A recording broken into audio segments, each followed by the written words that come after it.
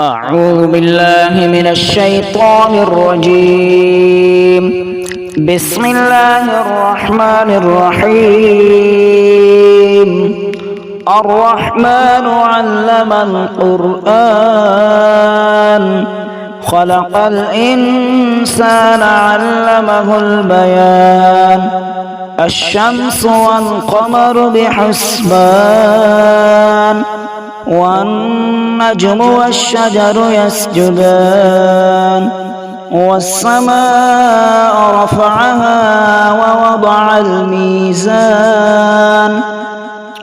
ألا تطغوا في الميزان وأقيموا الوزن بالقسط ولا تخسروا الميزان. والأرض وضعها للأنام فيها فاكهة والنخل ذات الأكمام والحب ذو العصف والريحان. فبأي آلاء ربكما تكذبان؟ خلق الإنسان من صلصال كالفخار وخلق الجان من مارج من نار. فبأي آلاء ربكما تكذبان؟ رب المشرقين ورب المغربين. فبأي آلاء ربكما تكذبان؟ مرج البحرين يلتقيان بينهما برزخ لا يبغيان. فبأي آلاء ربكما تكذبان؟ يخرج منهما اللؤلؤ والمرجان. فبأي آلاء ربكما تكذبان؟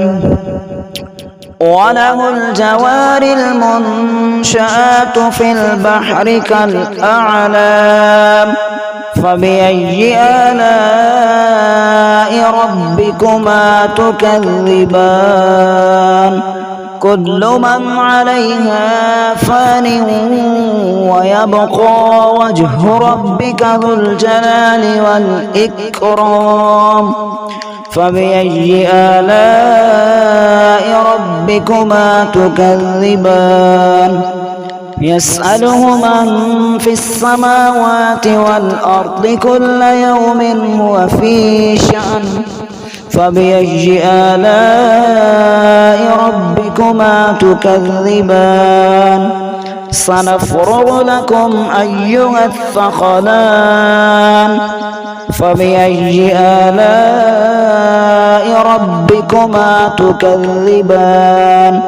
يا معشر الجن والإنس إن استطعتم أن تنفذوا من أقطار السماوات والأرض فانفذوا لا تنفذون إلا بسلطان. فبأي آلاء ربكما تكذبان؟ يرسل عليكما شواظ من نار ونحاس فلا تنتصران. فبأي آلاء ربكما تكذبان؟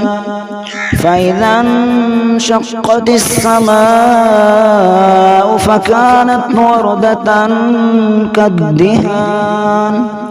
فبأي آلاء ربكما تكذبان؟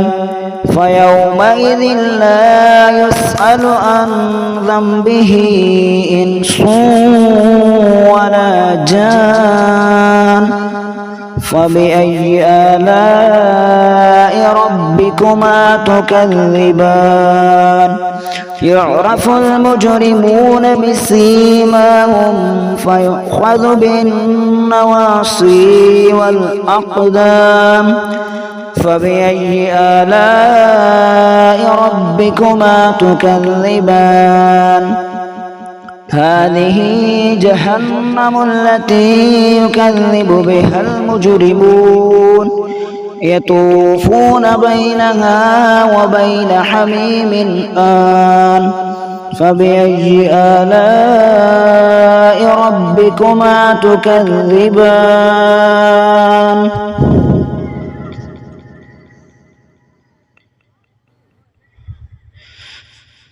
ولمن خاف مقام ربه جنتان